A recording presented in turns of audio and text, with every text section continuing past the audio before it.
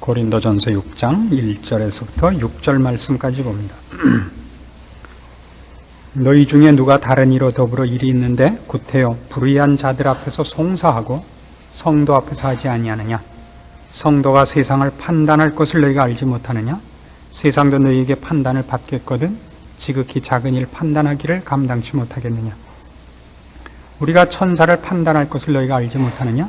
그러하거든 하물며 세상 일이랴.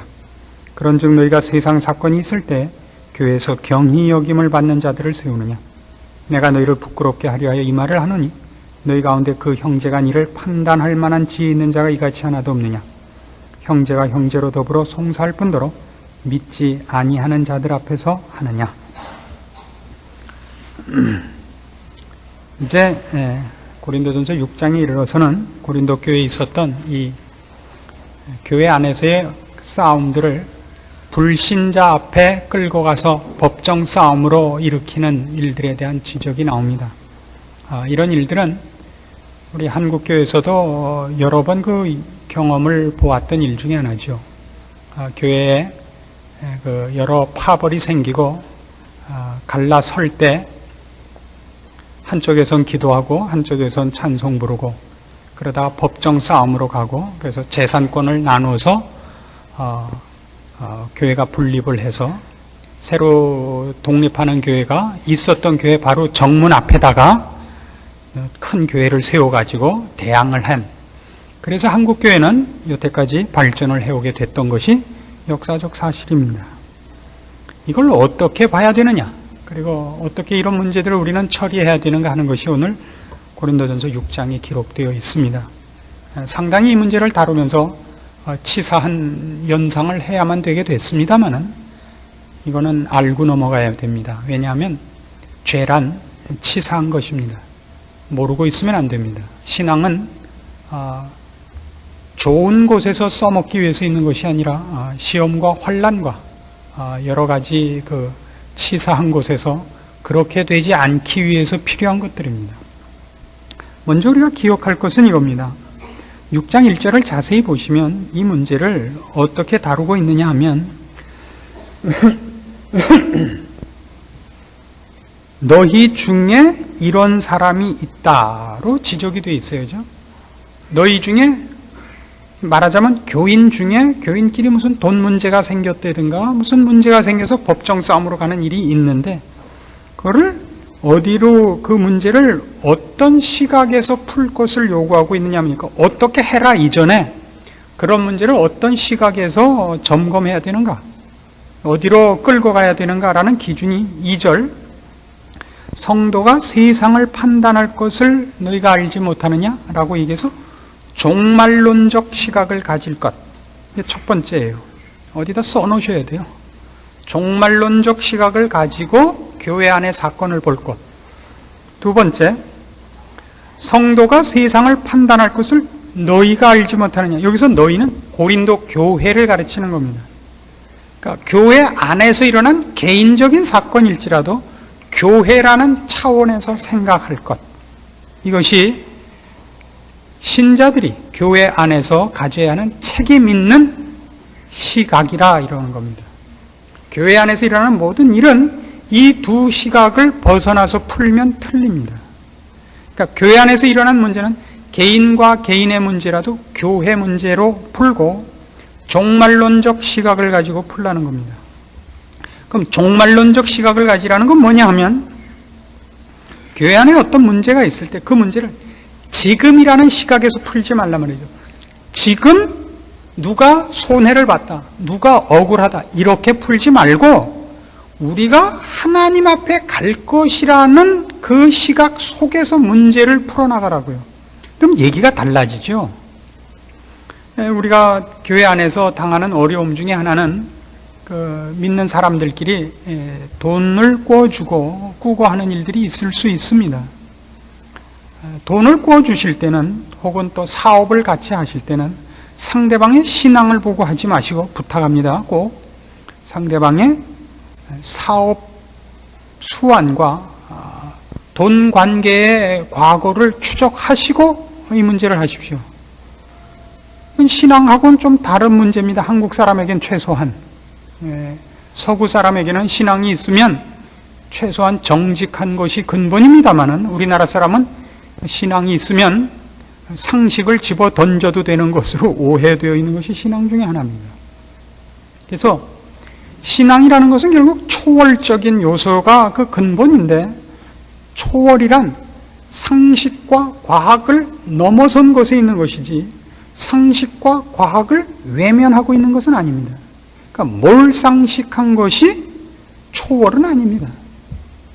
상식과 논리성과 과학적인 것을 비웃고 그것을 배타적으로 취급하고 말도 안 되는 자리에 가 있는 것을 초월이거나 깊은 신앙이라고 그러지 않습니다. 그래서 신앙의 높은 경지로 가기 위해서 우리가 생각해야 되는 것은 초월이 아니고 종말론적 시각입니다. 우리가 이 세상에서 돈 관계, 이해 관계, 혹은 억울함이라는 것을 지금 세상 사람들에게서 내가 그걸 어떻게 평가받는가, 지금 그것이 얼마나 나에게 손해인가라고 따지지 말고 종말론적 시각을 가지고 가서 보란 말이에요. 그 100만 원이 없으면 내가 당장 굶어 죽는다. 그러니까 그거는 난 꼭 받아야겠다. 그러지 마시고 그걸 못 받아서 내가 굶어 죽으면 하나님 앞에 먼저 간다. 그렇게 생각을 하시란 말이에요. 그 100만 원 때문에 나는 더 빨리 주를 만나게 됐다. 이렇게 풀지 않는 한 못 푼다 말이죠. 그렇지 않으면 법정으로 가게 돼 있다 이겁니다. 자, 이건 뭐 굉장히 근본적인 차이를 나타내는 시각입니다. 어떻게 하시겠습니까? 차용증서를 받았고 심할서가 아니죠. 뭐예요? 각서를 받았고 다 했어요. 법적으로 가면 여러분 이기실 거예요. 차압을 하실 수 있고. 그러나 그렇게 가는 것은 신자가 할 일이 아니라고 얘기합니다. 그러면 여러분 당장 그렇게 얘기를 하시겠죠. 그러면 어떻게 삽니까? 그래서 다시 얘기합니다. 종말론적 시각을 가지고 모든 문제를 해결하시라고요. 어느 만큼의 종말론적 시각을 가지려면 여기 이렇게 돼 있어요. 3절. 우리가 천사를 판단할 것을 너희가 알지 못하느냐. 천사까지도 우리가 심판을 할 거예요. 성경식으로 얘기를 하자면. 그 시각을 가지고 천사까지도 심판하는 위치에 갈 우리, 그 영광된 자리로 가기 위해서는 지금 세상 문제를 갖고 따지는 것은 우습다고요. 물론 우리는 이 세상을 열심히 살아야 됩니다. 근데 여기에 이해관계, 이 세상의 가치 때문에 싸우는 니전 투구 때문에 하나님 앞에 그 영광스러운 자리에 가는 것을 손해보지는 않아야 된다.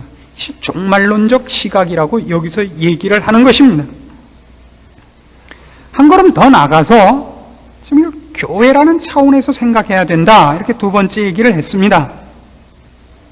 그러면 교회라는 차원에서 생각을 해야 된다는 건 뭐냐 하면 하나님이 우리를 부르시며 우리가 모인 교회를 세우셨을 때 이 교회는 개인보다 교회는 더 그 종말을 향해서 가는 하나님께서 우리에게 주시려고 하고 완성시키려고 하는 영적인 영광의 모습과 영적인 원리들이 가장 잘 나타나는 그 단체로 교회를 부르고 있단 말이죠.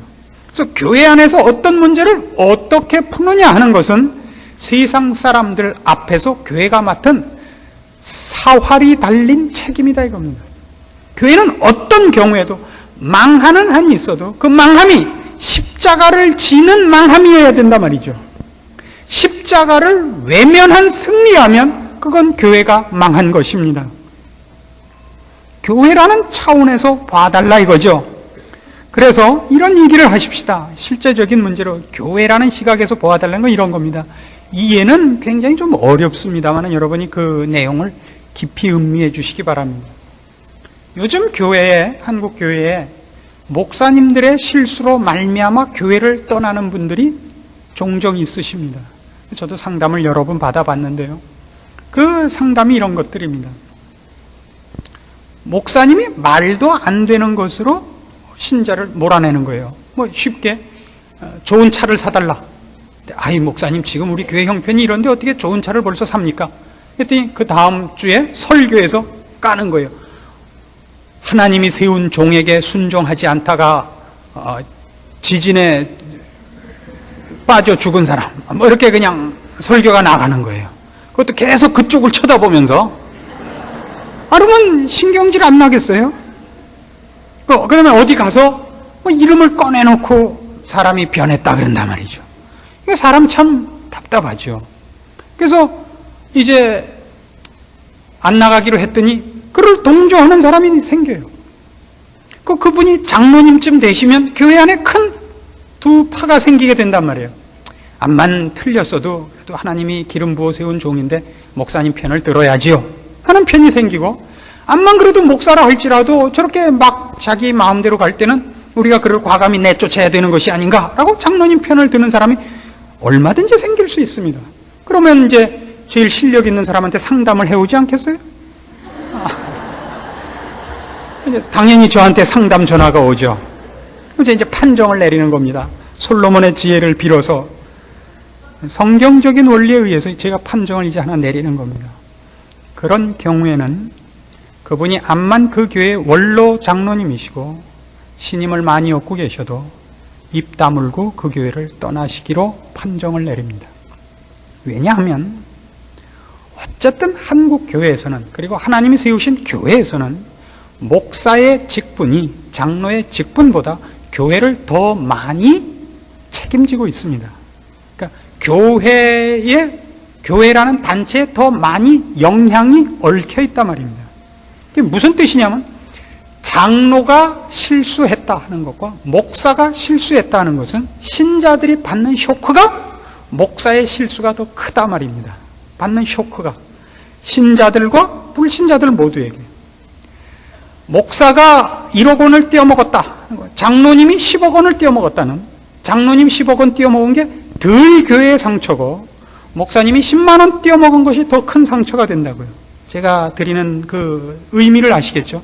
그래서 장로님이 오르셔서 그 교회를 지키기로 해서 싸움을 하면 어떤 결과를 만들어야 되냐면 목사님이 틀렸다는 걸 증명을 해야 됩니다. 그렇죠? 목사가 잘못했습니다. 근데 이 장로님이 그 교회를 입을 다물고 떠나지 않고 남아서 본인이 억울하고 본인이 옳다는 걸 증명을 하려면 목사가 틀렸다는 걸 증명을 해야 돼요. 그럼 목사가 틀린 것이 원래 틀려 있었던 거니까 틀린 것이 명백하게 드러나면 교회 전체 분위기와 교회의 이것이 깨어진다 이런 얘기입니다. 제 판단의 기준은, 판정의 기준은 이해하시겠습니까? 목사를 더 높여달라는 얘기가 아닙니다. 목사를 더 귀히 여겨달라는 것이 아니라 어느 쪽 실패가 더 교회 전체에 미치는 파급 효과가 크냐라는 판정에서 교회를 세우기 위해서 곱게 물러나십시오. 그런 경우에는 모든 오해를 뒤집어 쓰고 교회를 떠나십시오.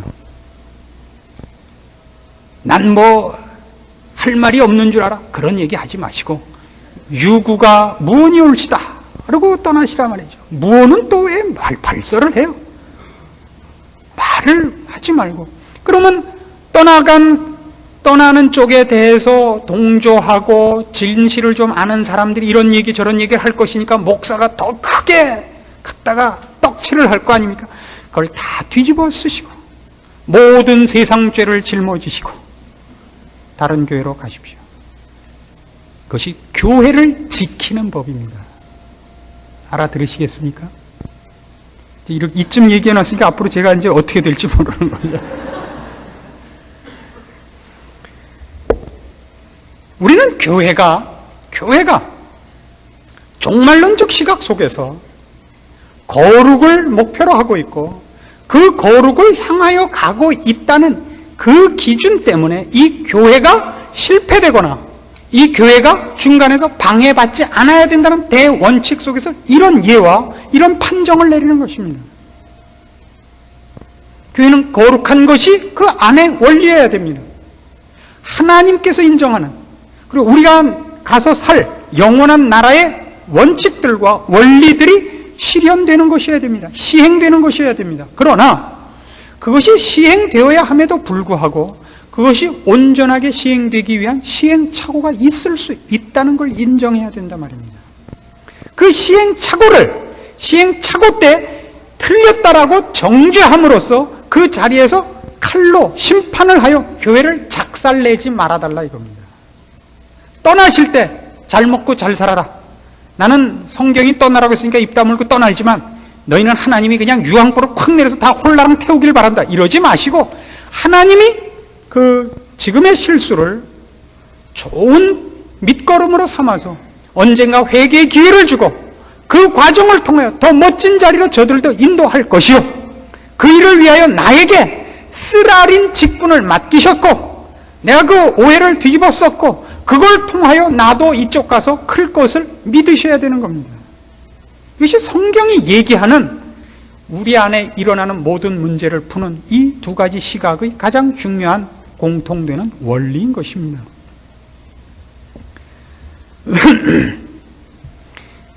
자, 교회 안에 내가 떠나고 안 떠나고를 떠나서 그렇게까지 큰 문제가 아닌데도 교회 안에는 종종 몰상식한 일들이 벌어집니다. 저희 교회만 해도 여러 가지 그 몰상식한 일이 벌어졌는데 그 중에 가장 몰상식한 일이 뭐였냐면 제가 처음에 이쪽으로 이사를 와가지고 이 강대상을 만들 때 보통 교회들을 가보면 강단이 너무 높고 위압적이고 그런 게 꼴보기 싫어서 강단을 낮추십시오 그랬고 이 계단을 3개밖에 안 했어요. 그리고 올랐으니까 사람이 안 보이는 거예요. 그래서 어떻게 해요?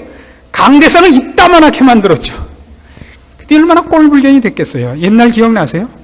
강대상이 완전히 토치카같이 된 거예요. 그 주성호 목사님 밤낮 저만 보면 빈정거렸죠. 사람이 메말라서 강대상을 풍성하게 만들었다고? 왜 그런 일이 생겼다고요? 제 깐에는 잘한답시고 이런 데 대한 안목은 없고 그러니까 권위주의로 나가는 건 싫다 그랬고 이 앞에 강단을 낮추고 올라서 보니까 사람이 안 보여서 또 보이게 올라서려니까 강대상은 이따만해진 그런 우스운 꼴을 만든 것입니다. 그러나 제가 실수를 한 거라서 남들이 뭐라고 안 그랬죠. 남들이 뭐라고 별로 안 했죠. 그저 신앙 좋은 분들은 아무 말도 안 했는데 그 중에 신앙 없는 분들은 와서 시비를 걸었습니다. 제가 그런 줄을 모르고 아니 이쯤 큰 교회에서 그렇게 눈 하나 제대로 박힌 사람이 없었냐고. 그게 뭐냐고 도대체. 에? 그게 뭐냐고. 그래서 제가 그랬죠. 교회 안에서 어떤 문제가 생기거든 당신같이 그건 그게 아니고 이겁니다를 큰 소리로 외치면 그 일을 열심으로 한 사람이 얼마나 목사발이 되겠는가.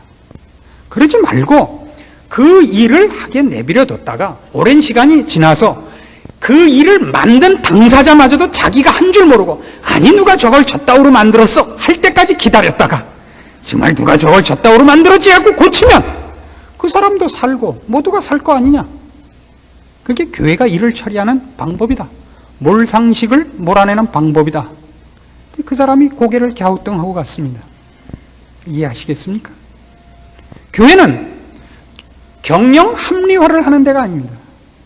10만 원이 드는 걸 5만 원이 들도록 경영 합리화를 하고 10사람이 할 일을 인건비를 줄여서 3사람이 하게 하지 않습니다. 교회는 어떻게 하냐면 5만 원 드는 걸 50만 원 들게 하고 5사람이 해도 되는 일을 50사람이 하게 하는 것이 교회입니다. 왜요? 누구든지 다 하나님의 사역에 동참할 기회를 주며 거기서 본인의 신앙이 크기 위하여 교회가 그리고 교회가 가지고 있는 모든 책임들이 그에게 훈련의 과정이 되게 하고 싶은 겁니다. 교회를 키우는 것이 아니라 교회 안에 있는 사람이 커야 됩니다.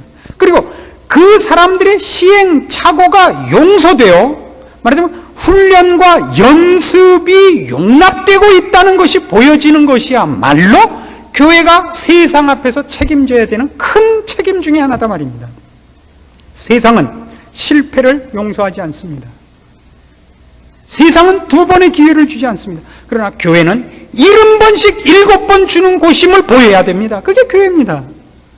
교회는 1번 실수하면 2번 용서하고 10번 실수하면 20번 용서하는 곳으로 그 용서가 아무래도 좋다가 아니라 그 실패와 실패를 결국 하나님을 닮는 자리로, 거룩한 자리로, 죄를 외면하는 자리로 인도해가는 곳이요, 그렇게 되기까지 교회는 절대 그 사람들을 쫓아내지 않고 붙잡고 훈련을 시키고 붙잡고 함께 울어서 고쳐내는 곳이라는 것을 보여야 되는 것입니다.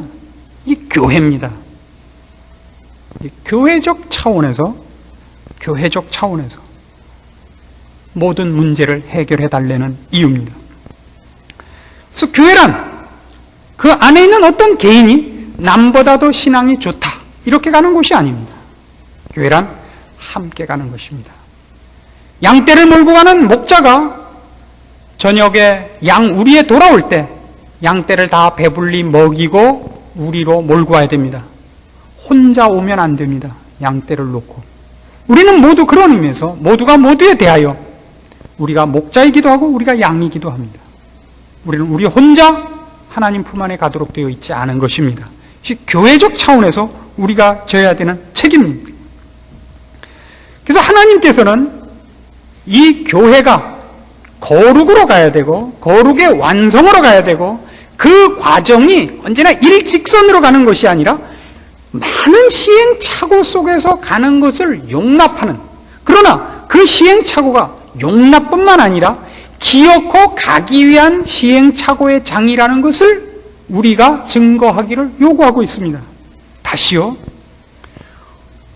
우리가 하나님께서 요구하는 거룩의 완성의 자리로 가야 되는데 우리가 혹 실패하는 일이 있어도 그 실패를 통하여 그 실수가 우리를 거룩으로 가게 하는, 실패와 실수가 용납되는, 연습이 되는, 거룩을 완성하기 위하여 연습이 되는 곳이라는 것이 교회가 증거되어야 되고, 또 한편으로는 그 많은 실패가 용납되는 것으로 기어코 하나님이 우리를 완성하기까지는 놓지 않는 곳이라는 것이 증명되는 곳이 교회라 말입니다.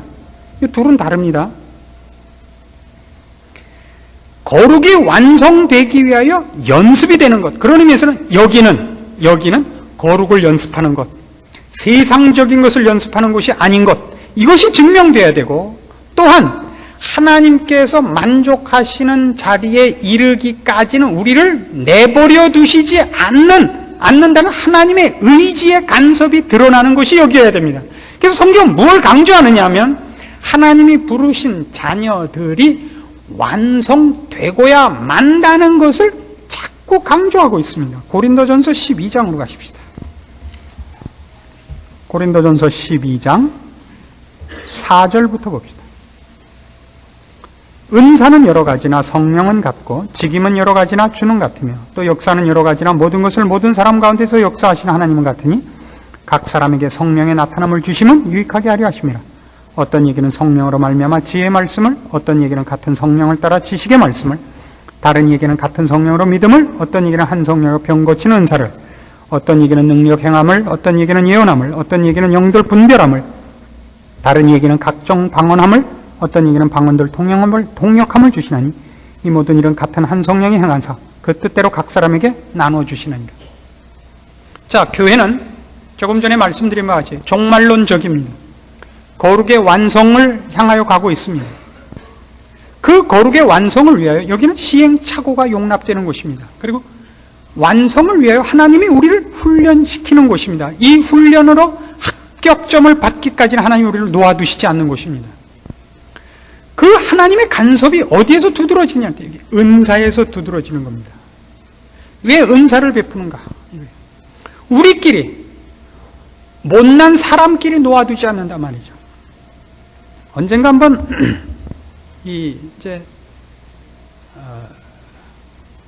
저도 이 세상을 살다 보면 생활비가 모자라는 때가 가끔 있어요. 이렇게 뜻하지 않은 돈을 쓰여서. 그러면 이제 기도원에 가서 기도를 하면 돈이 생기는 건 아니거든요. 돈을 벌려면 돈 있는 곳을 가야 됩니다. 호랑이를 잡으려면 호랑이 굴에 가야 되듯이 이제 만만한 사람을 붙잡고 이제 카드를 해야죠. 돈을 벌어야 되니까.